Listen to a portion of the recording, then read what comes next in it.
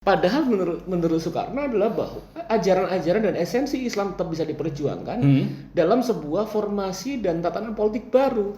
Disebutkan oleh Soekarno adalah bahwa ya memang Al-Quran tidak berubah, hadis Rasulullah tidak berubah, tapi pengertian manusia tentang ajaran-ajaran pokok tadi yang harus kemudian dikontekstualisasikan.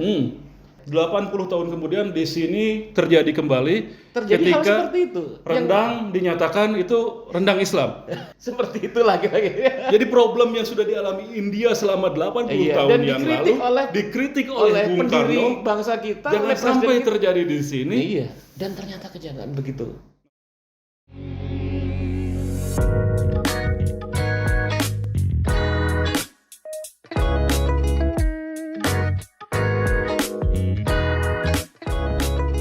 Yuk cepat mulai Ren. Siap senior. Apa kabar semua? Kita kembali berjumpa dalam perbincangan di kanal Sigma Pi Indonesia, Policy Research and Data Analysis yang berkolaborasi dengan Analisis Airlangga atau Angga Channel yang dikelola oleh Mas Airlangga pribadi. Apa kabar Mas? Baik, Mas. Kali ini kita khusus membahas tentang salah satu bab di buku di bawah bendera revolusi di jilid pertama, yaitu memudahkan pengertian Islam, memudahkan pengertian Islam. Ini buku tulisan diawali dengan tanggapan Bung Karno terhadap artikelnya Kiai Haji Mas Mansur, Iya. Ketua Umum Muhammadiyah pada waktu itu. Tapi apa yang menjadi kegelisahan Bung Karno sampai harus menggagas tentang upaya memudahkan pengertian Islam ini? Iya, kalau kita lihat ini memang luar biasa ya, Bung Karno ini. Sebelumnya kita mendiskusikan pemikiran-pemikiran ekonomi politik beliau secara mendalam, demokrasi, tajam, politik, ekonomi, kapitalisme, imperialisme, kolonialisme. Dan dia juga dalam artikel ini menunjukkan pemahaman yang mendalam juga tentang persoalan-persoalan yang dihadapi di dunia Islam dan pemahaman beliau tentang ajaran Islam yang luar biasa. Dan kalau kita lihat bahwa pada saat itu sekitar tahun 30-an itu terjadi arus besar di mana Soekarno ini sebetulnya bisa kita katakan sebagai salah satu proponen dari pembaharu Islam. Itu yang seringkali orang lupakan. Beliau itu dianggap bukan bagian dari bagian dari proponen dari pembaharu Islam. Artinya sedikit banyak ya pemikir Islam. Dan dalam konteks ini beliau itu adalah Dia seorang nasionalis dan dia menunjukkan bahwa dia nggak pernah pesantren. Bung Karno ini adalah pemikir yang berbasis pada pandangan yang disebut sebagai kaum reformis modernis. Reformis itu identik dengan kaum yang berusaha untuk memurnikan pengertian Islam, pemahaman Islam dari berbagai bentuk paham-paham, pandangan-pandangan yang kemudian membuat Islam sendiri terhambat untuk bisa berdialog dengan kemajuan. Dan kaum modernis itu adalah kaum yang mempercayai bahwa ajaran Islam itu sejalan konvergen dan bahkan menuntut kita menggunakan akal sehingga kemudian kita selalu bisa catch up dengan modernitas, dengan persoalan zaman. Perubahan zaman. Dalam pada konteks itu kita melihat bahwa Soekarno berkecimpung dalam persoalan-persoalan di mana stagnasi atau kemudian belenggu-belenggu mulai dari tradisi, pandangan-pandangan yang jumut yang justru kemudian membatasi dan kemudian menghambat justru ajaran-ajaran Islam itu bisa kontekstual dengan perubahan-perubahan zaman dan pergerakan yang ada di masyarakat. Padahal menurut Soekarno itu adalah inti dari ajaran Islam yang dia bilang dalam berbagai pidato beliau bilang bahwa ambil apinya Islam, bukan abunya. Bukan abunya. Api Islam yang dinyatakan juga revolusioner pada waktu itu. Bung Karno. Iya, karena pada waktu itu Bung Karno juga mengutip tentang bagaimana Nabi Muhammad melakukan sebuah perubahan yang sangat revolusioner. Ajaran Islam adalah ajaran yang mendorong pada transformasi sosial. Transformasi sosial. Iya, Dia betul. menolak kekuasaan oleh kaum pemodal pada waktu Pada itu di waktu Kota itu Mekah. kaum orang-orang yang kayak orang-orang yang sangat kaya, kalau Iya. bahasa kita kaum oligarki. Iya, yang menguasai pada waktu itu kehidupan sosial. Kehidupan sosial di masyarakat, membangun sebuah tata peribadatan, tata keyakinan yang justru melayani kepentingan mereka. Nah, itu yang kemudian menurut Soekarno dan kaum pembaharu Islam itu, di mana kemudian ajaran Islam yang murni, yang asli itu justru sejalan dengan the idea of progress. Oke, gagasan kemajuan. Iya, gagasan tentang kemajuan.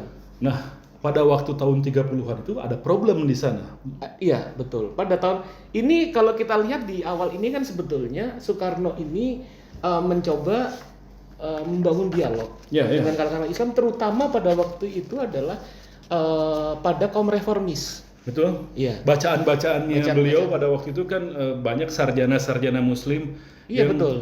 Modernis, reformis. Reformis modernis gitu. Jamaluddin Al-Afghani. Iya, ada kemudian Farid Shwasdi. Farid Shwasdi. Di Farid Shwasdi itu dia bilang bahwa jelas diutarakan oleh Farid Shwasdi bahwa semangat Islam itu adalah the freedom of spirit, the freedom of intellect. Terus kemudian the freedom of knowledge. Betul. Bahwa orang yang mengaku kemudian beragama Islam, dia harus memerdekakan spiritnya, dia harus memerdekakan dia punya akal, pemikirannya, dia harus memerdekakan pengetahuan, gitu. Nah, dalam konteks ini ketika yang terjadi kemunduran ketika melihat bahwa ajaran Islam itu dianggap kemudian tidak bisa sama sekali dikontekstualisasikan. Oke. Gitu. Jadi Bung Karno sebenarnya ingin mengatakan Islam itu harus cerdas. Islam itu harus cerdas. Jangan jumud. Jangan jumud. Itu adalah perintah Tuhan. Oke. Gitu. Problemnya pada waktu itu Islam terjebak kejumudan. Berjebak kejumudan, dianggap terutama kemudian bertentangan dengan proses-proses perubahan zaman yang kemudian membawa pada kemajuan, seperti misalnya dorongan untuk memerdekakan kaum perempuan. Itu yang secara detail ditulis oleh Bung Karno di sini. Dan pada waktu itu juga dia menulis tentang gerakan pencerahan. Iya, gerakan Islam pencerahan dalam Islam yang terjadi di berbagai negara. Bagaimana misalnya kemudian pada saat itu kan terjadi tarik menarik ya. Antara tahun 30-an itu perubahan kritik terhadap tatanan politik yang sudah runtuh tahun 1924 sebetulnya, khilafah. Turki. Iya kan, khilafah Turki Utsmani terakhir ya. Dan kemudian bahwa bagaimana ajaran-ajaran dalam perspektif politik itu juga sejalan dengan kondisi-kondisi baru, kondisi nation state misalnya. Itu yang diutarakan oleh Bung Karno ketika dia menjelaskan tentang panorama yang muncul di dunia Islam. Dituliskan juga banyak contoh di kasus di Mesir, di Palestina, di Turki. Iya. India juga sebetulnya. Iya. Jadi semuanya terjebak pada simbolisasi yang kaku dan jumud. Misalnya dalam konteks politik, misalnya, banyak kalangan-kalangan orang yang masih belum bisa, bahkan intelektual yang belum bisa menerima bahwa terjadi perubahan zaman yang luar biasa di dunia politik. Ketika mereka meratapi tentang jatuhnya khilafah Turki. Padahal menurut Soekarno adalah bahwa ajaran-ajaran dan esensi Islam tetap bisa diperjuangkan dalam sebuah formasi dan tatanan politik baru, gitu. Dalam lingkungan demokratis. Dalam lingkungan modern nation state. Gitu. Dalam lingkungan modern state. Nation state gitu. Dan dia menunjukkan bahwa dia juga baca karyanya Sayyid Amir Ali, The Spirit of Islam. Gitu. Ketika dia bilang bahwa Sayyid Amir Ali itu mengutarakan bahwa salah satu kekuatan dari agama Islam ini adalah hukumnya yang elastis.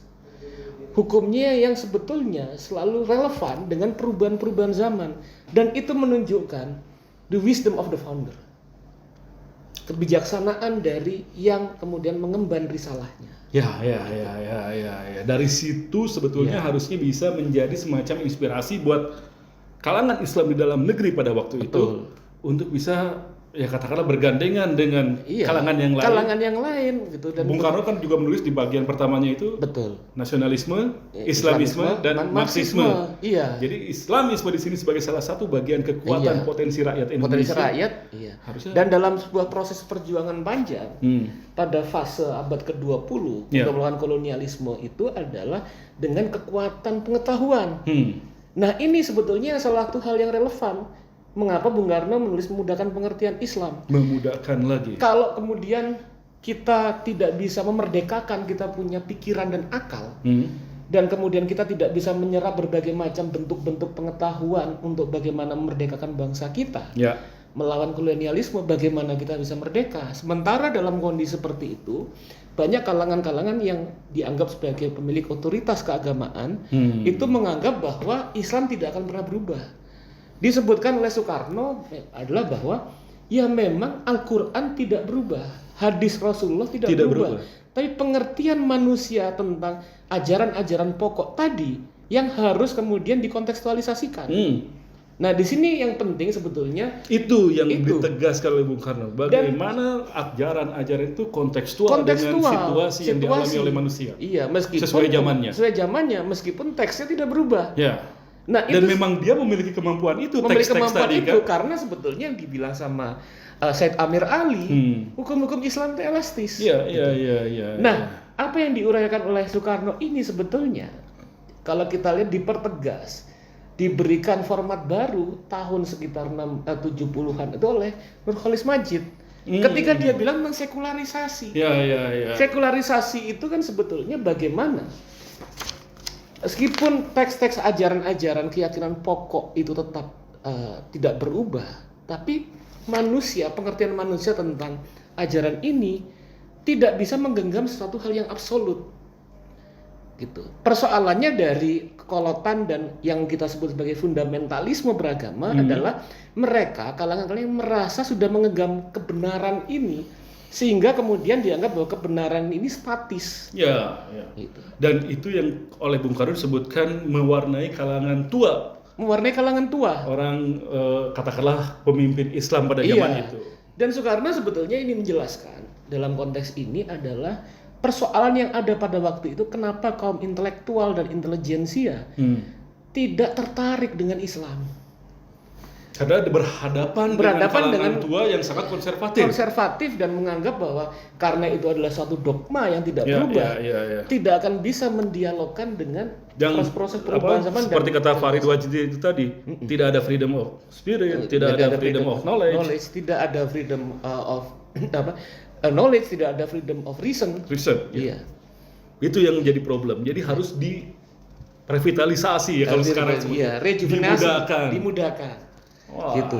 Ya, sementara di dunia internasional pencerahan sedang berlangsung. Meskipun tidak semuanya juga mengalami itu ya. Banyak negara-negara lain yang juga mengalami soal yang sama dengan kita kan? Iya. Pada waktu itu. Iya, benar. Pada waktu itu mengalami hal yang sama dan beliau melihat ini adalah satu persoalan problem yang dihadapi oleh masyarakat Muslim gitu. Dan ada yang menarik sebetulnya ketika Bung Karno menjelaskan gitu. Ketika beliau menjelaskan panorama yang muncul di masyarakat Muslim di berbagai negara, dia bilang ketika melakukan kritik terhadap apa yang terjadi di India, dia bilang itu di India itu semua hal itu dianggap bau-bau agama semua. Dianggap seperti yang nggak Islamnya, yang nggak Hindunya segala macam, bahkan Buddha dan Sikhnya juga begitu. Dan bahkan dia bilang di jalanan gitu. Karena saking pergesekan dan sangat formalis, maka kemudian orang-orang jualan kue di jalan tuh bilang, ini saya mau menjual roti Hindu, ini saya menjual martabak Islam. Itu tahun berapa? Sekitar nulis tahun 1940. 1940 ya? Iya. 80 tahun kemudian di sini terjadi kembali ketika hal seperti itu. Rendang dinyatakan itu rendang Islam. Kayak gitu ya? Seperti itulah kira-kira. Jadi problem yang sudah dialami India selama 80 tahun yang lalu dikritik oleh Bung pendiri bangsa kita, jangan sampai terjadi di sini. Iya. Dan ternyata kejadian begitu. Oke, tahan dulu sampai di situ. Kita masih punya banyak waktu untuk membahas tentang bagaimana memudahkan pengertian Islam. Jadi tetap di kanal Sigma Pi Indonesia dan Angga Channel. Saya Hardi Hermawan dan Dr. Erlangga Pribadi akan segera kembali lagi. Sesaat lagi.